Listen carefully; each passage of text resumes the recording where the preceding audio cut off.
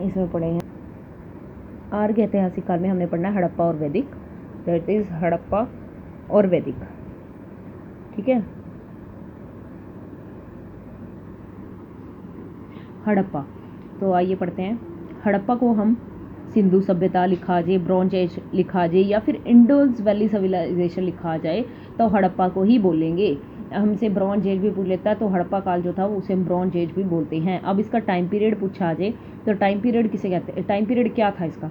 तो पहले ना छोटी छोटी तख्ती होती थी जिसपे ना मान लो लिख के रख दिया कि इसका टाइम, तो कार्बन डेंटिंग नामक एक तख्ती थी C14, उसके द्वारा इसका जो टाइम पीरियड पता लगता है वो क्या पता लगता है, 2500 ईस्वी पूर्व से 1750 ईस्वी पूर्व माना गया है। मतलब इसके थ्रू C14 कार्बन डेंटिंग के द्वारा 2500 से 1750 ईस्वी पूर्व इसका जो टाइम पीरियड वो माना गया है।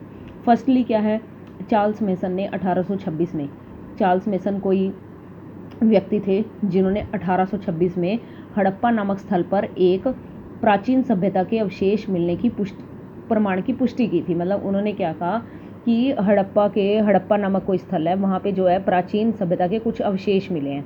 ठीक है, तो किसने की थी 1826 में, पूछा जाए कि 1826 में हड़प्पा नामक स्थल पर जो प्राचीन सभ्यता के अवशेष मिलने की पुष्टि किसने की, तो चार्ल्स मेसन के द्वारा की गई। ठीक है, नेक्स्ट आ जाओ। अब एक ये चीज़ इंपॉर्टेंट है, पूछ लिया जाता है भारतीय पुरातत्व विभाग के जन्मदाता।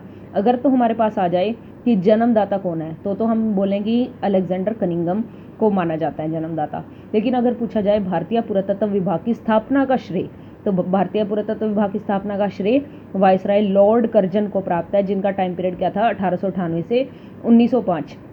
और लॉर्ड कर्जन जब इस टाइम पे बंगाल का विभाजन हुआ था, किसके टाइम पे पूछा जाता है कि किसके टाइम पे वायसराय, कौन से ऐसे वायसराय हैं जिनके टाइम पे बंगाल का विभाजन हुआ था, तो लॉर्ड कर्जन के। तो आपने 2 क्वेश्चन याद रखने हैं, ये भारतीय पुरातत्व विभाग के जन्मदाता और भारतीय पुरातत्व विभाग की स्थापना। तो जन्मदाता है अलेक्जेंडर कनिंघम एंड स्थापना